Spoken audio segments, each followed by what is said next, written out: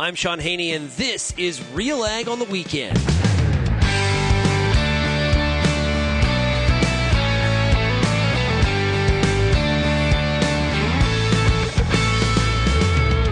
Let's get real and get connected with the week that was in Canadian agriculture. RealAg on the Weekend starts now. Welcome, everybody, to RealAg on the Weekend. I'm your host, Shaun Haney of RealAgriculture.com. Hopefully you had yourself a great week. And, moisture continues to fall in the province of Saskatchewan. We're going to talk about the crop condition report here in a second. But I was in Regina for Canada's Farm Show, and a beautiful facility there in Regina. I'll tell you what, they have done a great job. That is beautiful. I look forward to maybe going to Agribition this year and checking out that facility for that kind of worldwide sort of event. It's going to be pretty cool. Beautiful. It was great to see a lot of the fan base. I had a great conversation with a farmer out of Churchbridge, Saskatchewan, who listens to the Real Ag Radio podcast, listens to Real Ag on the Weekend here on Ralco. So great to connect with the audience. Hey, today on the show, we're going to hear from Jim Tokarchuk. He is with Soil Conservation Council of Canada. We're going to talk about the Senate's soil report that came out last week. What's their reaction to it? How do they rate it? What letter grade would they give? Well, we heard from the Senate Ag Committee. Also, we're going to hear from Meagen Reed of Saskatchewan Pulse Growers looking at identification of aphanomyces. Of course, it is wetter out there. That's a good thing. But what does it mean for some of the diseases? And aphanomyces, definitely, it's a big issue. And it's not just a fact that it's not like scarlatina, for example, where it's a this year issue. Aphanomyces is a problem in the go forward years and how you react to that.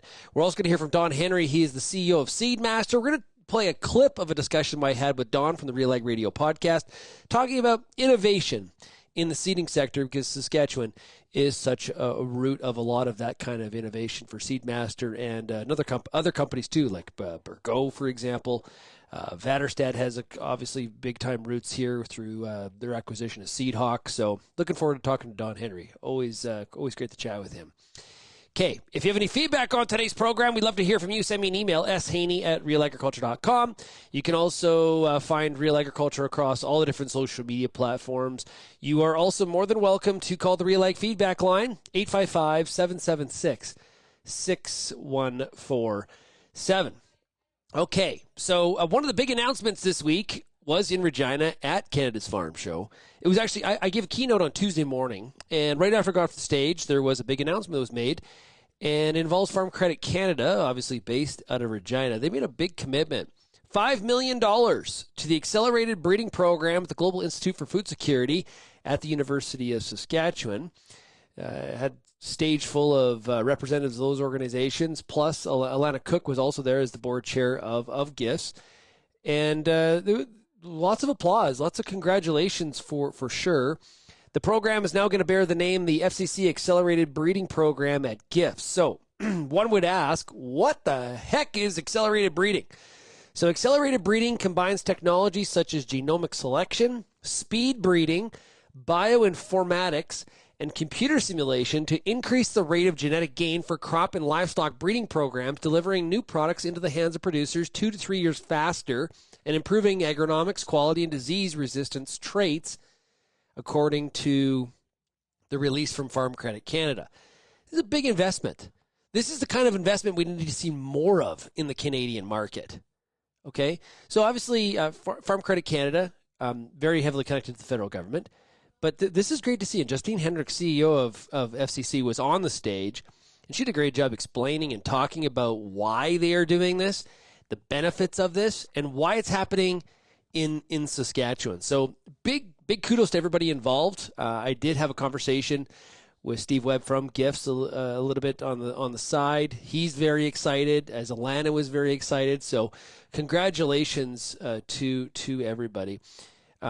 A 2023 report by FCC has identified $30 billion opportunity over 10 years to rekindle Canada's agriculture productivity growth and highlights innovation and technology as a pathway to achieving this. So big congratulations to Farm Credit Canada for that that announcement. And like I said, we do need more of this kind of investment in plant breeding in the country. You told us through our Real Agri Studies research work, you told us one of the policy issues out there that you see the most positive impact from is investment in plant breeding, more so than BRM, more so than trade even, obviously much more than a sustainable ag strategy, immigration reform.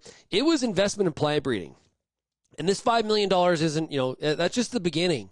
There needs to be more money flowing into plant breeding as we look at some of the crops that are being grown in Saskatchewan and across Western Canada. So pretty cool stuff to see that today. Hey, when we look at the crop condition report for the province of Saskatchewan, it kind of tells the tale. This is as of June 17th. We see that spring cereals 5% ahead, 66% normal, and 29% behind.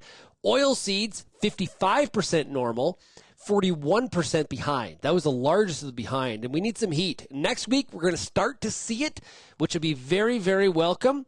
The annual forage in really good shape. I had a conversation with Ann Wasko with the Gateway Livestock Exchange on Friday's Real Ag Radio podcast, and I kind of joked, in Jurassic Park when they're cutting through the plains and they're spreading the grass and it's over their heads. That it's not quite that good, but boy, it's looking a lot better than it was a number of months ago. So ranchers definitely got a smile on their face. Okay, we're going to take a break. We've got more coming up here on Real Ag on the Weekend. You're listening to 650 CKOM and 980 CJME.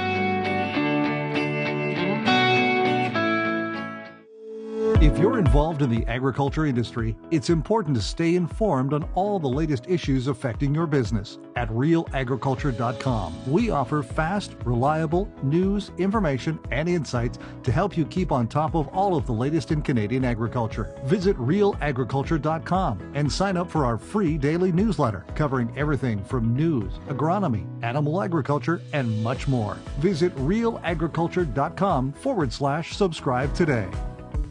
There's a reason we call it the Corn School. Videos on everything from planter setup to weed control, field trial results, and the latest yield strategies.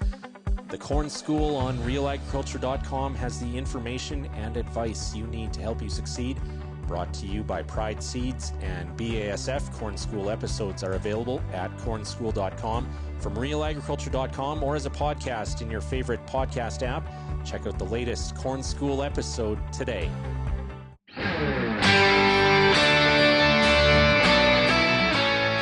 I'm Lindsay Smith. Joining me now is Jim Tokarchuk. He's the Executive Director with the Soil Conservation Council of Canada. Jim, welcome here. Thank you, Lindsay. Well, great to be here. All right. So we saw recently the Senate Committee for Agriculture and Forestry launched its full report on soil, and there's a laundry list of recommendations. They heard from a lot of different people. I'm going to guess that your organization was one of those. Generally, to start, what did you think of the report? Well, if I were a teacher and I was grading it, I'd give them an A+ and give them a pass from the final exam. I think really honestly, they did such a good job, Lindsay, in covering the issues across Canada. If you do read it, you see that they really paid attention to the regionality of Canadian agriculture, and trying to wrap that up into a national piece. Well, it's really hard. I think they did a great job. And in their recommendations, when I look at them on the whole, I think that they really do identify things that need to be done, that are filling gaps that our organization has seen in some of our consultations, and they're also hitting the right tone. Is that this needs to serve producers? It needs to be an industry-driven approach in the future, in collaboration with government and with industry and with farmers and ranchers as well. So, I think they did a really good job of expressing it. The thing I'm really excited about is that this strategy, and one of the recommendations, and I can't recite them all, but one of the recommendations is that we declare soils a national asset. Mm-hmm. And I think that's brilliant, because soil health and soil conservation have really been the poor cousins for all my career, which, as you can tell from my hair color, is a long time. And it's always, anything that we've gotten done in soil health and conservation has been sort of a serendipitous connection to other priorities like production, which is good. And but now I think what his study is going to do is lead us to where we look at soil health as an essential part of our business, and we farm for soil health, we plan for soil health, and to me that's the most exciting thing. And then the rest of the recommendations they brought out are really good steps to achieving that. So I'm really pleased. I'm really pleased that our council is really pleased that everybody outside of our council I've talked to in the last week is really sort of the standard line I'm getting is good job. Can't wait to see the action start to roll out. So, and that is, of course, the most important part of any report like this, or, shedding light on the importance of soil, which I think the report does outline quite well as to, why it's an asset, why it needs protecting, and just how important soil health is to Canada as a whole, farmers, of course, but Canada as a whole. But the question is, and certainly there are recommendations, those require action. What would you like to see as the first set of action items that come out of this report? Well, I think if you look at the order they're grouped in, the first group talked about a couple of things that we can do really quickly, and one is to have they call it a soil advocate, and I think that's a great idea. Other countries have done that. That just means we have a strong national voice that continues on to talk about this. The Senate study's done. The senators will move on to other things. So I think right away that organization or voice needs to be named and put into place. And the second thing I think is to be able to continue to develop the actions and implementation plan of a national soil health strategy. So those are the first things. And soon after that, we do need to look at a couple other things like how we keep incentivizing farmers to undertake soil health measures, how we're going to measure and monitor those impacts so we're accountable, and how we can report this. So, there's lots of things in between, but I think those things we need to do quickly. We need to have a strategy. We need to have ongoing leadership for soil health in Canada, and we have to think about how we incentivize farmers to continue to do those actions on their land. Having a national soil health strategy is something your organization has been calling for before this report. Yeah. What have been the barriers to having it happen? Well, I think that I wouldn't call them barriers, but the challenges are that this is a cross-cutting issue. This is, it's not a simple thing. It's not about one crop. It's not about one species of livestock. We have to talk to all those groups. So getting some authoritative consultation with them is a challenge. We've done some of that. It is a challenge. So that takes time. The other thing is it's a complex strategy, and so we've been very careful not to make it look like we have a strategy in our back pocket that we want to impose upon people. The cake's not baked yet. So we've been very, very careful to build it on some principles, build our consultations on principles, and do it in a transparent and inclusive manner as we can, and that all takes time. So time is a constraint. But I think we've been very fortunate because we're getting excellent support for the concept of the strategy from our industry partners. We've talked to over 100 individuals and organizations, so That's a lot of people when you look at the multipliers that farm organizations bring in. And, nobody said we're crazy. And nobody said we started with the wrong fundamentals of keeping it science-based, looking at how we do technology transfer, how we deal with the sort of the awareness of soil health in general. All of those principles are things that people are really supporting. So challenges, not constraints at this point. Now, looking ahead, let's say, and this might be a pretty big pull to actually see some action, because as you said, sometimes things move slowly and sometimes time ticks by before we get some of these things done. So let's imagine then that we have a soil health advocate in a national scope. We have the strategy sort of being put together. In 5 years from now, what would you deem a success as far as where this goes from here? Yeah. So in terms of the success 5 years out, I think first of all, the profile of soil health as an essential ingredient to maintaining agriculture and our culture in Canada is well known. So the bumper sticker I have is soil is as important as air and water. So if that is a public reality in 5 years, good. If managing soil health is part of most farmers and ranchers in Canada's business plan, that would be a success. If we have a clear, and I'll say, let's back that up into 3 years. In 3 years, if we have a value proposition for soil health, and we don't know, we don't have the data, we don't have the research done to do that. If we have that in 3 years, that is a success. That would look really good. Mm-hmm. And I can't.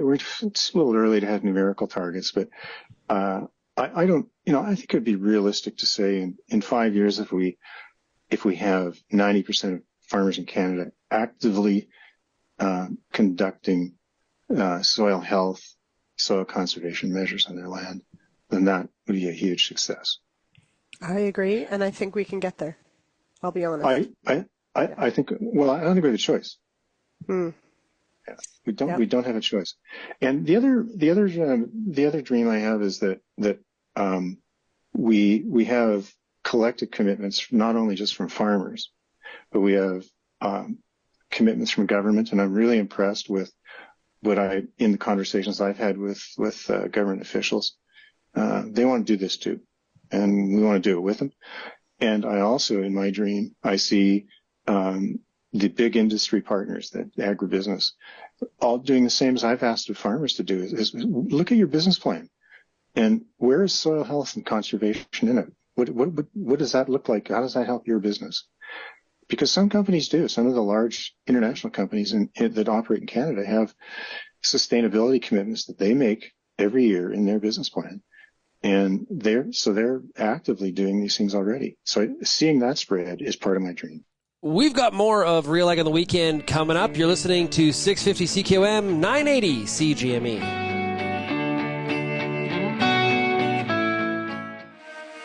Get all the information you need to keep your pulse crop healthy and profitable with the Pulse School on RealAgriculture.com. The Pulse School is a free YouTube video series covering agronomy, research, and more across a host of different pulse crops. It's also available as an audio podcast wherever you download or stream your favorite podcast. Check us out on YouTube or visit RealAgriculture.com. The Pulse School, brought to you by BSF Canada. The Canola School on RealAgriculture.com is your one-stop shop for everything a canola grower needs. Check out our free video series on YouTube for all the latest in canola agronomy, research, marketing, and more. Don't have time to watch?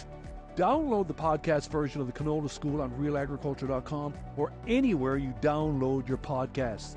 Stay on top of all things canola with the Canola School on RealAgriculture.com, brought to you by BASF and Invigor Hybrid Canola.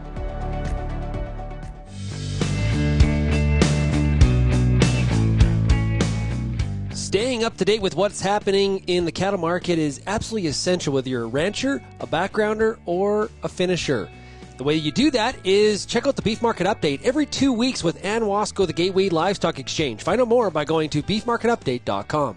As we talked about at the beginning of the show, we definitely have some better moisture conditions in the province of Saskatchewan. Now, with that, though, comes some challenges that maybe weren't as prevalent under drought conditions, and one of those is root rot and aphanomyces. And starting to see some pictures on social media, growers saying, uh-oh, rearing its ugly head. This has consequences for sure on yield and what you do going forward. Identification really, really key. Amber Bell, field editor for Real Agriculture, was out and about across Saskatchewan, and she ran in to Meagen Reed, who's an agronomy manager with Saskatchewan Pulse Growers, to talk about identification of this disease. It's very, very wet. My car actually almost got stuck on the road. Yeah. So it's a great time to be talking about aphanomyces, I think. It is, yeah. So we're in a pea field right now, and if you can see throughout the video here in the background behind us, there's quite a bit of standing water. The road has standing water, and our soil is saturated, to say the least. We're definitely mud. And that's the perfect condition to start these root rots growing, right? Yeah, so root rot, you're talking specifically about aphanomyces, but we typically refer to root rot as a complex because there's more than just one pathogen. So we've got aphanomyces, that's the real big ugly one that we talk about the most. Then we also have a number of different fusarium species, Rhizoctonia, Pythium, and all of those different pathogens will set in conjunction with one another at different times throughout the growing season, or in the spring particularly. But we tend to call them a complex because one will set in and it just opens the door for the others to move in afterwards. And that's one of the things we see particularly with aphanomyces and fusarium, is that we don't really know which one comes first. They typically are always present together. Okay, so chicken or the egg scenario. Yeah, here. a little bit, yeah. Yeah. So gearing into aphanomyces a little bit more, what environmental conditions does it like? Like, obviously we're out in a very wet field and it's a good condition for it, but what else does it like? Yeah, so aphanomyces specifically, when we talk about that pathogen, looking at the disease triangle. So when you have the disease triangle, you need to have all three of those factors satisfied. So you need a pathogen, a host, and the right environment. And so if we take this field, for example, we have purely saturated soil. We have a host crop, which is a pea or lentil. They're equal for susceptibility. And then I haven't confirmed in this field whether there's aphanomyces here, but we could go out on a limb and say possibly, probably. Conditions specifically, though, when we talk about the environment, saturated soil, we tend to find it's worse where there's heavy clay and compaction. Fields that don't drain well, so water pooling and sitting like we're seeing here. Also, a really tight rotation. So the more inoculum you have built up in the soil with aphanomyces, it compounds. It's like compounding interest. Every time you grow that host crop, you're going to add to that inoculum level. Aphanomyces particularly we see it really rearing its head and seeing symptoms when soils hit about 22 to 27 degrees Celsius, and it really loves pH between 4.5 and 6.5. So most of our soils in the province are neutral, but our topsoils are tending now to be a little bit slightly acidic, just below neutral, and that's due to a number of factors, fertilizer stratification, but just slightly acidic. Honestly, if we have heavy clay, saturated soils, tight rotations, it's the perfect environment for aphanomyces to thrive. Start seeing it. Yeah. Okay, so how does that compare to other root rots? Are they similar in what environmental conditions they like? Yeah, there's lots of similarities. The biggest one we typically see is moisture. Lots of the diseases in the root rot complex will activate or release spores when moisture levels hit a certain point. Pythium, for example, is an oomycete, so the same type of pathogen as the category that aphanomyces falls into, so it's not a true fungi. It's what we call an oomycete or a water mold. So Pythium, we typically see that really early in the growing season. Seed that goes down untreated, they can just rot away in the seed beds because it's cold and it's wet. So those are the conditions that Pythium really enjoys. Fusarium, there's a number of different species that we have. So Avanasium, Redolens, Oxysporum, Solani. And depending on the species or the strain, there's slightly differing conditions that it prefers. But again, cool, wet soils, some prefer warm, wet soils, but wet is still the common denominator. And then another one, the other pathogen that we see in the complex is Rhizoctonia. So typically, lots of guys are really familiar with Rhizoctonia as wire stem in canola. So Rhizoctonia likes warm and wet, followed by dry. So we typically see in canola, for example, that stem pinching and just the roots turning to a thread or the stem turning to a thread. One condition start to dry up a little bit later. So you typically see it a little bit later in the spring as well. And kind of at the same time as we're seeing aphanomyces symptoms really show up visibly in the field without having to dig up any plants. So when you look at the range of conditions, it's really wet.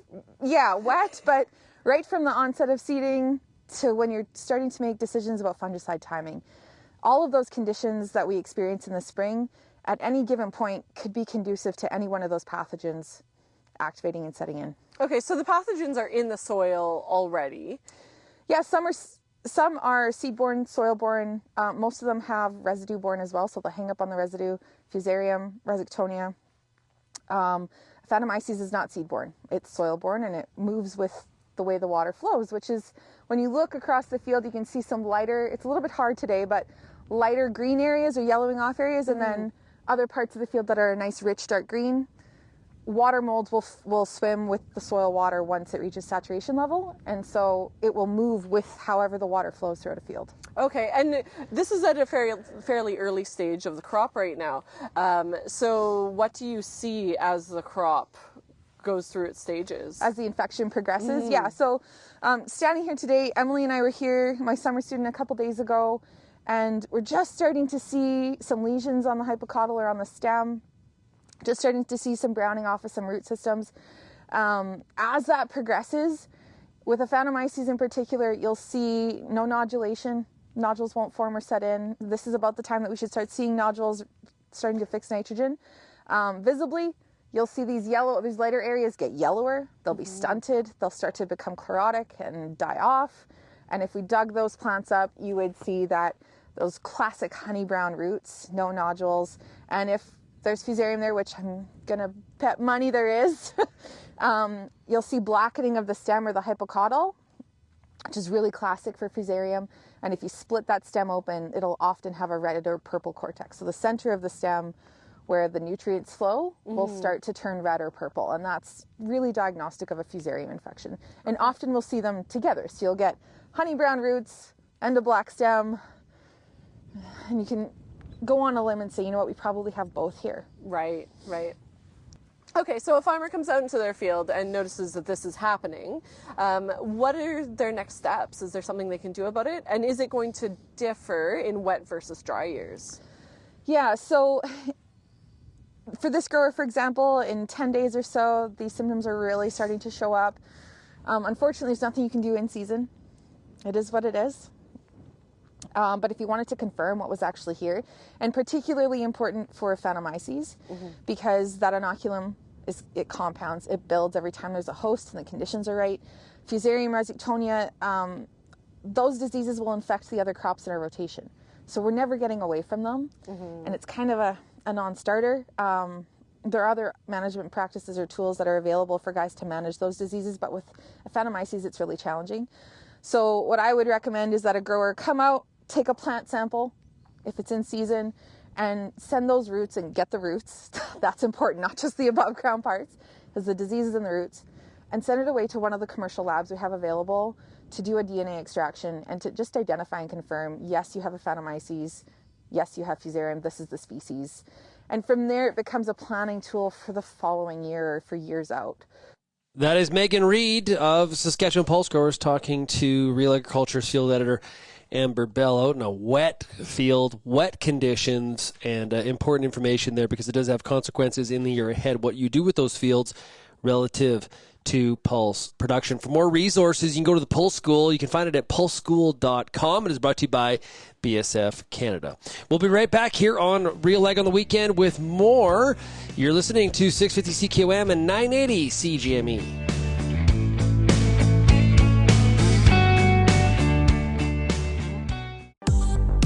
I'm Lindsay Smith from RealAgriculture.com. Join me Monday nights for The Agronomist, a 1-hour live and interactive show broadcast across YouTube, Facebook, and X. Monday nights at 8 p.m. Eastern, I host expert agronomists from all over the country to give you answers to some of the toughest agronomic questions. Join us live or catch the replay Tuesday morning. That's The Agronomist with me, Lindsay Smith, Monday nights live at 8 p.m. Eastern. Hi, I'm Bernard Tobin, host of the Soybean School on RealAgriculture.com. Throughout the year, on the Soybean School, we'll bring you timely agronomic video content from planting to harvest, from the latest agronomic research to the latest in production technology. Check out our massive video library on YouTube, RealAgriculture.com, or download the audio podcast versions wherever you get your podcasts. The Soybean School is brought to you by BASF and Syngenta Canada.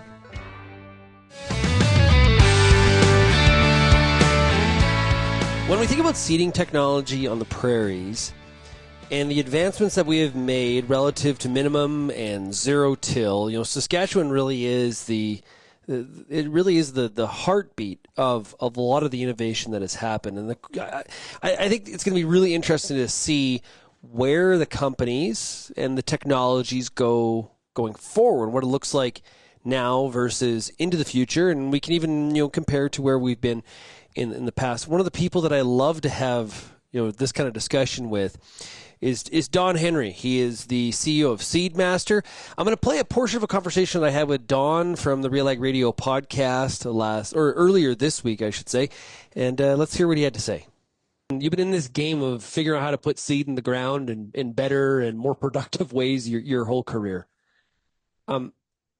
Where are we at when it comes to having the ability to put a canola seed or a wheat seed into the ground to launch it, out of that soil profile with, a nice even emergence?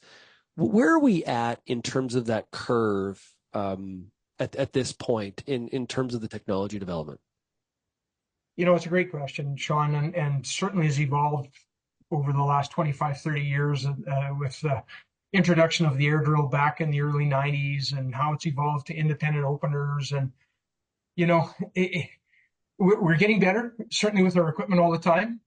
But, it's so soil type dependent. And as, our customers have gotten bigger and spread themselves into different areas, and what's the right opener that works for them in their various conditions, because you can't change openers all the time in the middle of seeding because you're going to a different area, or and that's been an age-old problem, and there's a reason why the opener companies such as Borgo Tillage Tools and Dutch and Adamjet have got a catalog of openers. Like, we can do everything we can above the ground with the right frame and the right trip assembly and the right hydraulics, the right air cart to give you the most precise amount per acre, etc. But what goes in the ground is the most critical. And, certainly Norbert Beaujeu, the founder of Seedmaster, has got a great opener, has spent many years tweaking it, a double knife opener. And for the most part, it works really, really well. But there's other areas where we have customers saying, you know what, I just want a single knife opener because I'm going to float my fertilizer on and I'm going to top dress once the crop comes up and I see what it's like and see what the weather's like. And I want some options there. There's certainly there's lots of a large percentage of the market that mid-row ban and believe in that and want to get over the acres and are very, very committed to having that fertilizer placement significant distance away from the seed row. And we can debate what you like or don't like, but they're out there and have been doing it for years and doing it successfully. So, we can continue to tweak and continue to change the trip assembly to match and different packer wheels and so on. At the end of the day, it's that opener that goes in the ground that works the best in your area.